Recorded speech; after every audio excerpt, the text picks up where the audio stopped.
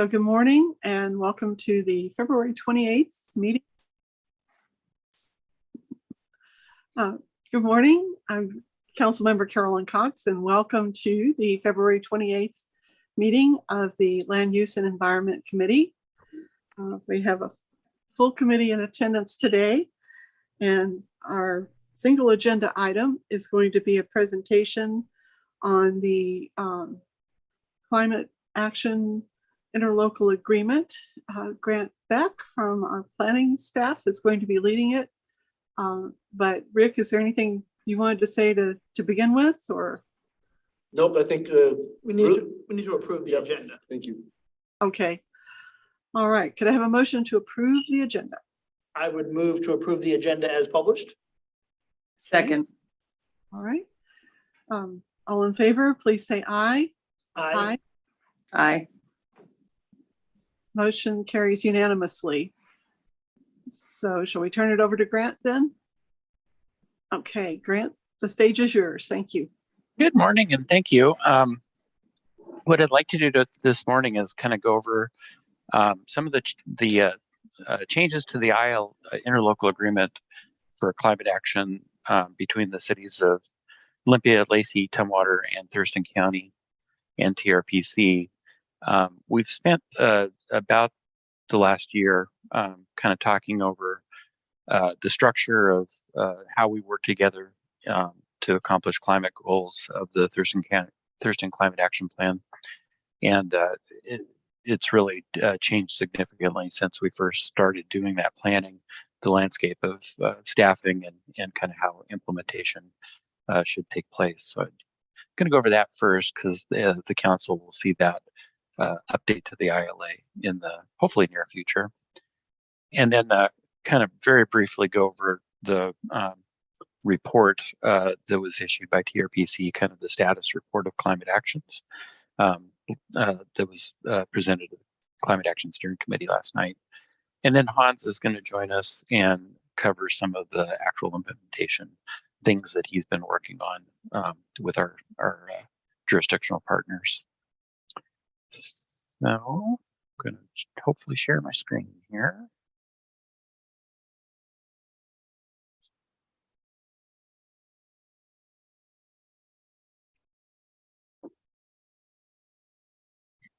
All right, should see evolving implementation strategy.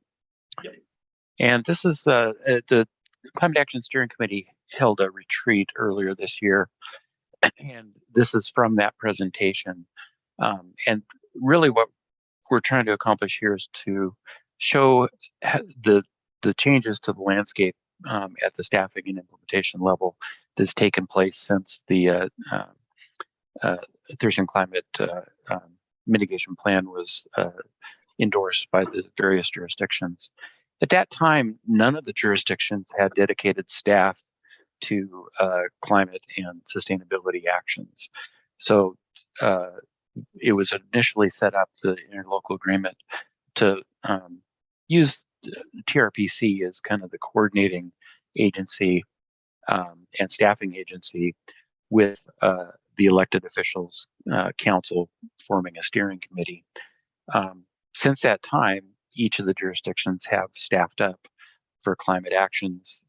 Our position that the council authorized in the last budget session, thank you very much, is out for ad, and the first interviews are scheduled for March 20th. So Olympia has 2 or 3 people now. The county has a climate person, and Tumwater as well. So since that time, really we've relied less on the kind of the policy discussions at the elected official level to figure out where we can work together and what's most efficient to do is kind of together or separately, and move towards, this last year, just meeting at the staff level. And I think it was Councilmember Parsley last night at the meeting, correct me if I'm wrong, Councilmember Cox, but mentioned that how impressed she was that the jurisdictional staff members are working together so well. And a lot of the fits and starts, I believe, are related to frankly cultural differences between the jurisdictions, and a perception, I think, from the public and stakeholders that the Climate Action Steering Committee had some control over how things would be implemented at the local level, which isn't true. The general committee was great at setting priorities and what we should be talking about at the regional level, but implementation actions, are vested with the county commission and each of the jurisdictional city councils, and we each have different approaches to how things should be implemented. Once the staff members kind of, many of them new to the area and not familiar with the collaboration that we've always had at the interjurisdictional level, the staff teams, historically, with regional being kind of the glue that holds it all together. I think eventually they all saw that is a model that works, and that one size doesn't necessarily fit all in each of the implementation actions. In addition, Lacey got an early start at climate mitigation with the CR2 plan, and implemented many of the recommendations that are now found in the Climate Act TCMP already. So it doesn't make sense for us to join with our partners for things that we've already accomplished. And there's, Olympia's got a different set of things that they've done. So it doesn't make sense for everything to be regional. We need to be real deliberate about the things that we can build on together and work together on. So that's kind of the how we got to that discussion at the staff level. Took it to the Climate Action Steering Committee at the retreat. Grant, And yes. Vasquez has a question. Oh, I'm sorry. On the slide, what is MST? Multi-jurisdictional staff team. Sorry, Multi-jurisdictional staff team. All yeah, right. That's just. I wasn't able to guess that one. Yeah. We tried to, with the CAW and the CAC, you'll see that one in a minute. We tried to develop another bird call name for the staff members, but we just couldn't get there as a group to figure out the right acronym there. And now let's see. So the proposal that came out of the retreat is a little bit different in that it's not really a kind of a top-down model with the steering committee directing all the jurisdictions. It's really more of a Venn diagram where we're all kind of working together, and there's a lot of overlap where we are. So the key concept is the jurisdictions are the implementers when it comes to implementation of policy, whether that be in the form of programs that we develop or regulations that we adopt. So each of the jurisdictions are responsible for their own jurisdiction and how that looks, which doesn't mean that we're not working together to make things as consistent as possible. I'll give an example of that in a little bit.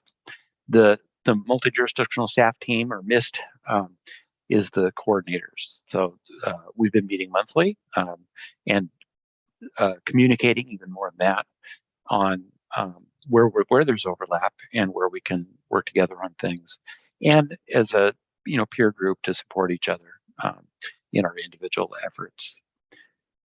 The CAW, the Citizens Advisory Work Group, provides perspective on the things that we're bringing forward. So as Lacey develops a program related to sustainability and climate action, we'll use that group as a sounding board for equity, to make sure social justice and just that it works in the community. It's that iron sharpens iron kind of concept. But that's it won't be presented by Thurston Regional or another community group or joint group. It'll be the jurisdictions bringing forward our own proposals for that perspective. And then the EOC, or the Elected Officials Council, they get together. We'll get together 4 times a year.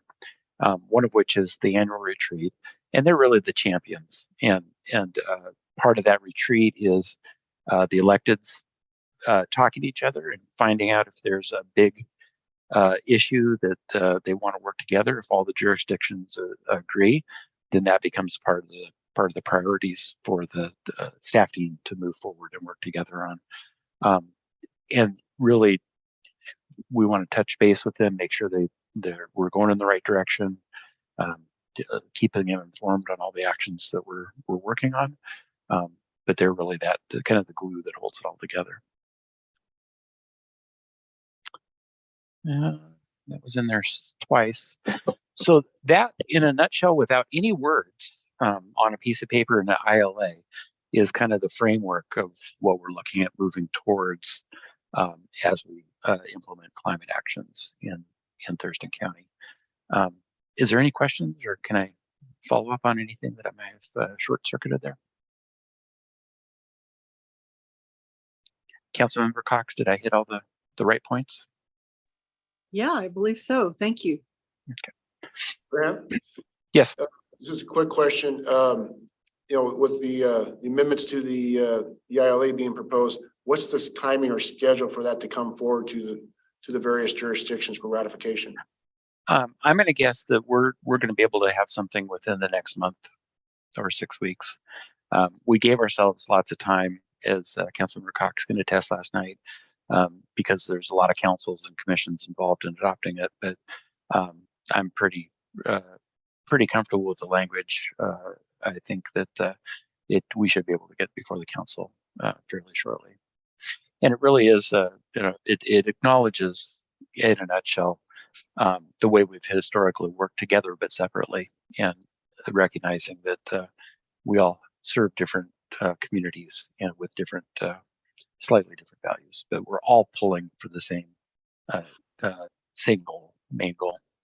I guess the other key piece there is regional is still a part of this, but their role is going to be limited. They're not going to be coordinating the staff team or trying to do white papers and that kind of stuff. They're going to be focused on staffing the elected official council, staffing the CA, and doing the annual monitoring and reporting out. So that'll be a more limited role, but super important for the groups, as none of us wanted to try to organize an annual retreat every year. So it'll be a good framework. So they're mentioned in the ILA, and there's a scope, but they're not part of the ILA. So it's between the jurisdictions with a kind of a sub ILA with regional. Great, thank you.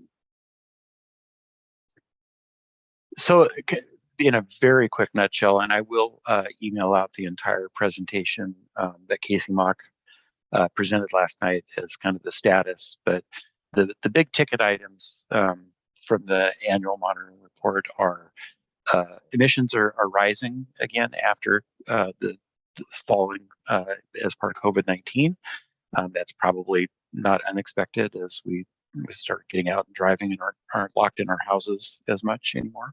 But they're still below pre-pandemic levels, which indicates that we have made some changes, socially, that in the long run will help reduce carbon emissions. As I mentioned before, we've all increased our staff capacity to implement the TCMP actions, and the CA in particular is going to provide a new opportunity for public involvement and participation, as well as outreach will be one of the things that the staff team works together on, particularly when we're working on a common goal. And Rick, can I ask you to send Hans the link to the meeting? Sure. I can't multitask anymore. And Grant, while we're waiting, Mhm. Can you talk a little bit about the composition of the Citizens Advisory Work Group? Yeah, it's a very broad-based group, including many stakeholders that are really key to implementing climate changes, such as the Conservation District, local residents, Lindsay Field from Water Resources is a representative on the committee, not for Lacey, but as a small business owner and farmer and a rural resident. So it really is a very diverse committee that includes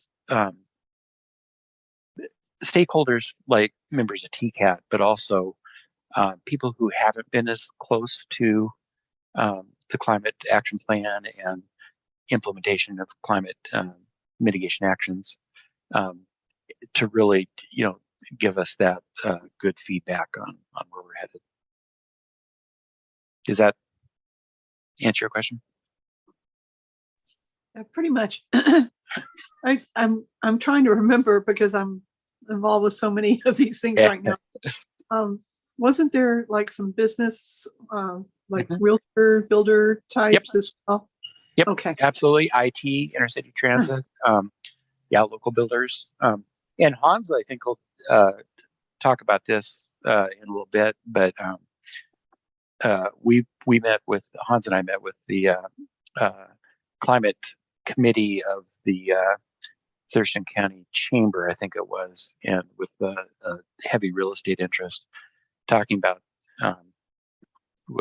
the energy efficiency reporting that we've been working towards, and they were strongly supportive of it, and we're supportive of what we're trying to do, which is maybe not implement it the same in each jurisdiction, but at least have a common framework of how the criteria works, which we're working towards, and Hans will report out. I believe Hans is in the meeting because he doesn't have his video turned on. Okay. Yeah, everyone. So I will stop at that point unless there's any questions, and turn it over to Hans. So if I can just intersect real quick, as Grant gave a great overview of where we are on the regional coordination, he did mention one of the things that everybody realized at the regional effort is you got to have that regional coordination and conversation, but the implementation is best left at the local level, at the cities and the county. And so we've been moving forward on the priorities that the city council set in adopting the Thurston Climate Mitigation Plan in the recommended items. And one of them is looking at energy efficiency programs. I wanted Hans to come on this morning too, to kind of get an update on his work and working with PSC to develop a energy efficient rebate program in partnership with PSC for the Lacey households and businesses. So I'll turn it over to Hans to kind of give where the progress is. Yeah, absolutely. I'm actually just coming from a meeting with PSC right now. So the wonder of having virtual meetings works a little bit better. But yeah, so we've been working now, it seems like for the last, 10 plus months with PSC on formulating a partnership to offer an expanded rebate program based on a lot of the offerings that they already have available related to retrofits of homes, weatherization, windows, space heaters, water heaters, thermostats, appliances, really kind of a pretty large list of potential avenues that folks can take to improve the energy efficiency of their homes. Based on the kind of background research that we did and looking at different program offerings that are out there, really kind of partnering up with their existing program that they have seems like the best avenue to really kind of offer tangible difference to the community without really kind of creating or standing up a new program or a new application or process that folks have to navigate in order to get to those rebates. So kind of coming at this from the user experience, or in this case, Lacey community members, kind of the simplest process to doing whatever that application or action is, and then receiving that potential rebate from that action. One of the things that we heard is that there's just a pretty big disconnect in between folks being aware of what those programs are that are out there. And then the second one really being just kind of completing the application process or working through that to the end where they actually get those rebates. So partnering with PSC and then using our kind of platform to really amplify a lot of those programs while doubling down on their offerings seemed like the best approach. So I met with them today. We're still working out a lot of the kinks as far as kind of that user experience or pathway as far as how they work through the program and get there. But we're feeling positive at this point as far as where we're at and where we're headed. We even have kind of a May 2023 kind of target as a potential soft launch of some form or another if everything can stay on track. So that was the first time I actually heard a date that we're kind of aiming for in my meeting that I was coming from. So that's a positive. But yeah, it really is.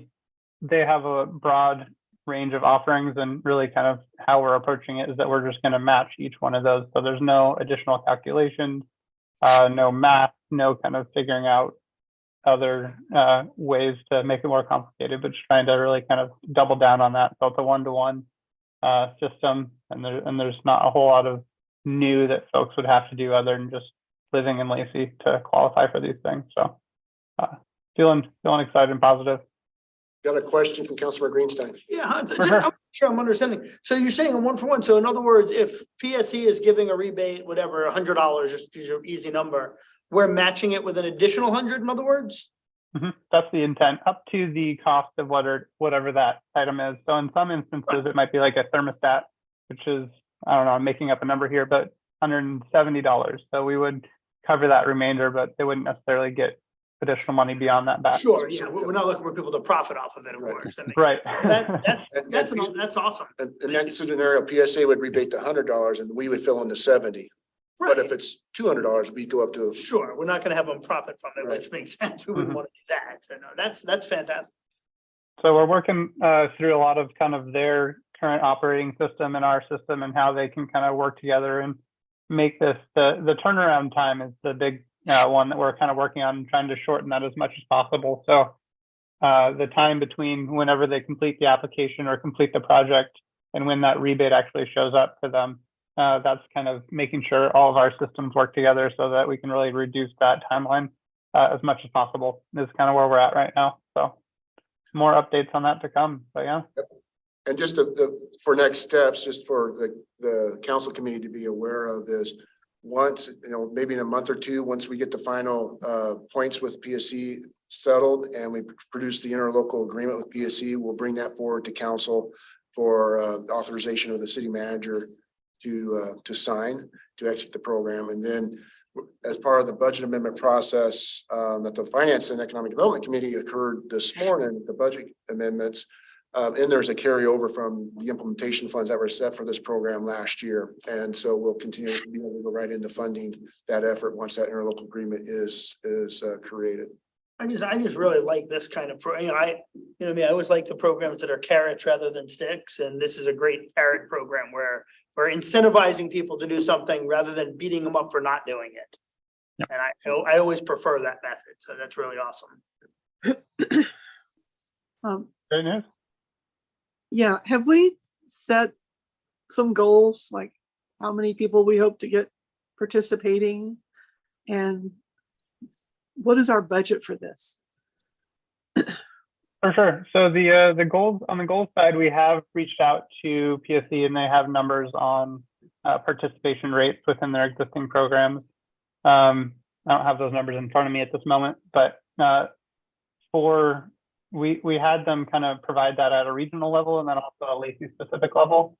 And the Lacey specific numbers on a lot of those programs are less than, I don't know, I'd like them to be, honestly. They're pretty low. Some of them are in the single digits. So while these programs are out there, one of the things that we're just really seeing is that folks aren't either aware of them or taking advantage of them for whatever reason. And that might be a range of different limiting factors that just make that process difficult. But our hope is that we're going to use kind of our resources to better inform folks about these things, provide an additional resource on where they can get information on it, and really kind of help connect potential rebate customers with those actual rebates. So we're hoping to kind of exist more in that realm where we're kind of a facilitator and help folks find rebates and complete them. And yeah, so that's where our hope is to be. I can get you better numbers on currently on the PSE side. They sent over kind of a report for 2021 and 2022, but just based on memory right now, the numbers were pretty low. So we'd like to see those go higher. And then on the funding side, yeah, Rick, do you have a? Well, I was just going to add on the outreach because we haven't set particular targets of how many we want to try to achieve in a year. Because again, as Hans says, the numbers we have currently aren't that good. But how do we really promote this program and help PSC get the word out? So there's various working with our public affairs department, messages out through Lazy Life or the utility bill inserts or social media, but also doing some targeted outreach to our contractors that work in the area, doing remodels, Olympia master builders, our design professionals, making sure they're aware of it. So as they're working with clients, they can incorporate these things as people are doing remodel work or new construction. So that's one aspect that we want to try to create as a robust outreach with information. And then in terms of budget, with the implementation budget for climate action, we have a total of $200,000 to utilize. We don't want to necessarily use it all for this program, but that's part of if we have success and we start seeing benefit out of it, we can do some budget adjustments to add more dollars to this effort. And I will note that Grant and I meet on a pretty regular basis with our other partner communities, and this is a pilot program definitely for us, but there has been interest in that from other communities as well. So if we can kind of demonstrate a proof of concept, there's a high likelihood that this could get picked up and kind of become more of a regional thing than just a Lacey thing. So there's a lot of opportunities to grow. Yep. I would have to guess that part of the reason that it's underused is I don't think people know about it. Yeah. I mean, I'll give you an example. So I had to replace my air conditioning and heating system in my house recently, right? We did that. And I don't know, a month later, I got a $400 rebate check. I had no idea there was a rebate. Mm-hmm. Came as a complete surprise. I didn't know I was getting a rebate and $400 check showed up. So, I mean, I think a lot of people just don't even know about the program. So I think that could, once we have this in place where we're actually doubling some of these rebates, I think, obviously the next big step is we have to make sure the public knows about it so they can take advantage of it. And when we did our program audit, that was a big outcome of that, is that we were just discovering that folks weren't aware of the opportunities that were out there. And it sounds like in your instance, they have, and I'm blanking on their name for it, but they have partner folks out in the community that are already familiar with these partner installers, essentially. So they'll actually go and complete that application for you and then work it into your potential cost. This one wasn't from PSC, I mean, that. Oh, okay. Yeah, it wasn't actually from PSC, but. Councilmember Vasquez has a hand up. I mean, to Councilmember Greenstein's point, this is along the same vein of some feedback we've gotten that, the city of Lacey is investing in climate action. And there are these programs out there where we're building these partnerships, but if people don't know about it, then they may have the perception that we're not doing enough or that there isn't enough out there to help people, improve the energy efficiency of their homes.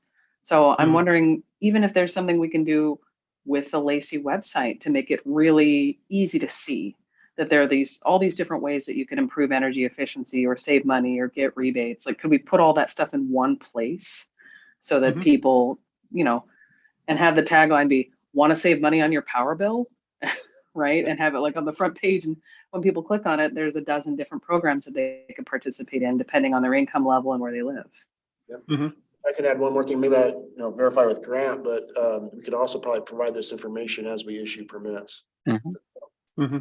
So that as permits go out the door, there's information that's attached to that permit that informs the contractor or the homeowner of these opportunities too. We can also put it out on our social media and our water bills, and we have ways of getting information out to the public. So we definitely should take advantage of all of them. Right. Yeah, absolutely. Right now, we've been kind of promoting other folks' or other organizations' programs, but this is a way to kind of also promote our own. Yep. And the other part of it too is one of the regional efforts in conversations was developing basically a certification for energy efficiency buildings, homes. And I just saw that the legislature is producing a bill that would actually create that on a statewide with a criteria and licensing for individuals to certify homes managed by state agencies. If that goes through and there's this opportunity for people to sell homes and kind of like the Energy Star for appliances, they can certify their home as energy efficient. We can also utilize the broker community, also the rebates to kind of, so homeowners can, make these improvements as a incentive for when they sell their homes. Yep. So there's other aspects, but it's also a nice thing too, as we were talking about this, to do this as a regional approach. The state's actually working on that at a statewide level that may take some of that work off our plate so we can focus on some more Lacey specific or Thurston County specific actions. And I think that's important because we've kind of looked at that at the local and regional level before, and we've discovered that it's not possible for just one municipality to kind of institute that, because we are really kind of a regional housing market in that sense. So without that kind of regional or ideally state level kind of influence, it's hard to implement those types of things. So that's something encouraging that we can look forward to. And if I could just kind of wrap up a little bit on back to the climate, or the multi-jurisdictional staff team and what we've been doing. Rick and Ryan say that there's a bunch of grantisms out there, and one of which is everything's related to everything. And part of getting to know the other staff members, the other jurisdictions on the sustainability side as a planner, I tried to inform everybody that many of the climate actions that are found in the TCMP were actually first discussed, all the way back in 2003, when we did in the region with transportation land use kind of connection report, but more in detail in the Sustainable Thurston document from the middle of the decade. And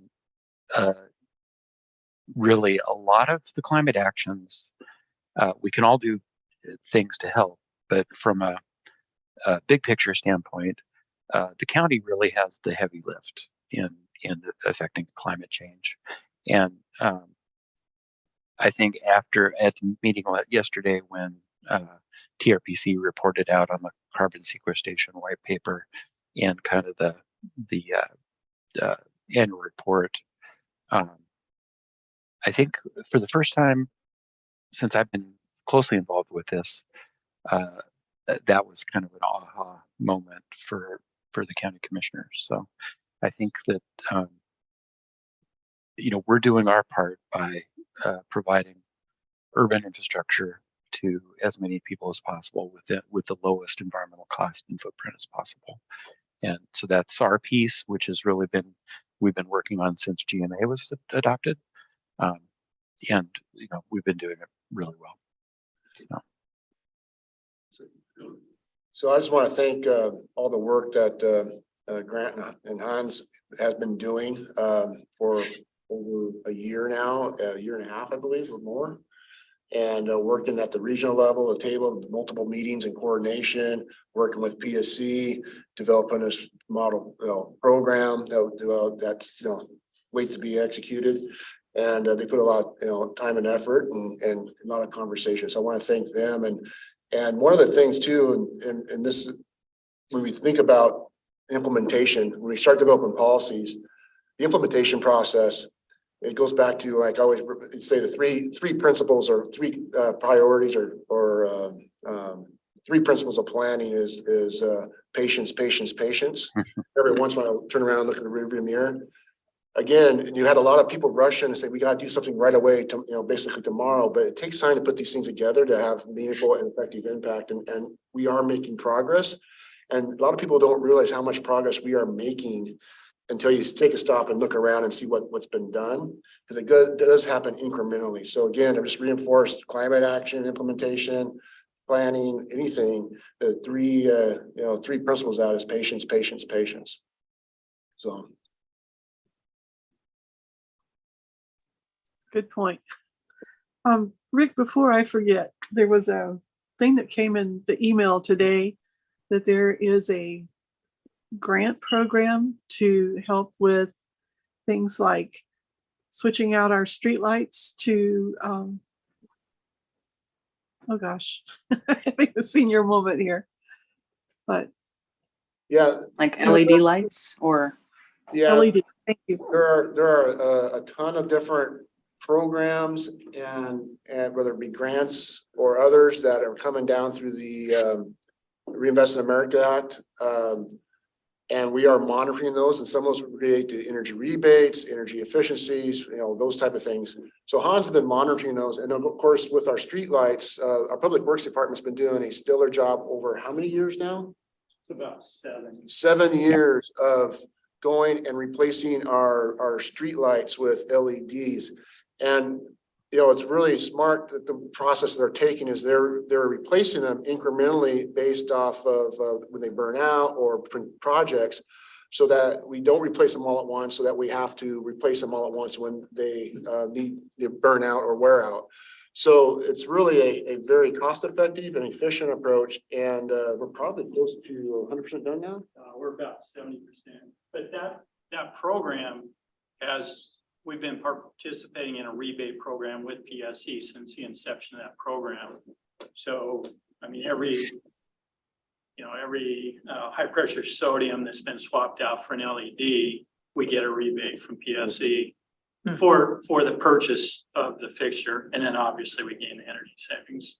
So we are monitoring these programs, and if they line up and they make sense, and they also don't have a lot of strings to create more problems in management of the grant or the rebate than they are to benefit from them, we are monitoring those. So if you do see something come through, pass it along to make sure that we're covered. But most of that we are looking at. Okay. And I do think with our street light replacement, we're already starting to see a positive impact to our utility bills for power bills for those programs. Great. I didn't quite hear what Scott said about the percentage that we've swapped. About 70%. 70%. 70? Yes. So it's close to 100, more than 50. But Good one. so That's- participated in a rebate program with PSC for the purchase of every one of those LEDs. So we've been doing that at a discounted cost since the inception of the program. And, Right. and our next big project for replacement LED lights is the lighting out at the regional athletic complex. And so we're actually making a congressional ask for some funding to help support that replacement project as well. So hopefully we're successful this coming year with our congressional delegation and getting some of that funds. I think it's about what, $1.5 million? Yeah, about 1.5. $1.5 million project. Okay. And then I guess my other question is, with the addition of your new staff members, are we going to have more bandwidth for actually applying for grants, evaluating what's out there and what makes sense for us, but then going through all the grant writing and monitoring process? There will be a little bit more bandwidth, but there are also quite a bit of work they're going to be focused on in those particular disciplines. And one of the things about the climate action position is it's also going to be a coordination position, not only regional, but internally, because, as we have different departments and divisions, everybody's, okay, Grant, everything's related to everything. Every department's related to everything. You got to have somebody kind of tracking what everything's going on. So one, that we're making sure we're in concert with each other. We're not duplicating efforts. We're consistent. And then also that we're able to track accomplishments so we can report out not only to the council, but also to the community at large, what we're accomplishing through this effort. So but there's always a little bit of capacity for grants. We kind of build that in, but it's not going to be dedicated to grant research and writing, but there'll be a portion of that. And Grant, do you have anything else to add, or did I capture that? No, I always get tired when people talk about grants because it feels like I'm doing so much, but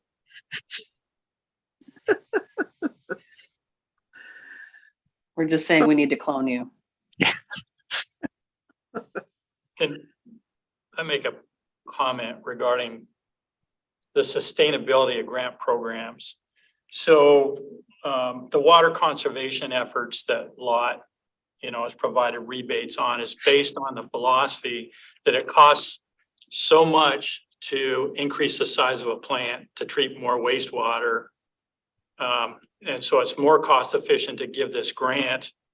It's a lower cost than building more plant capacity. PSE and their grant programs are based on that same sustainability model.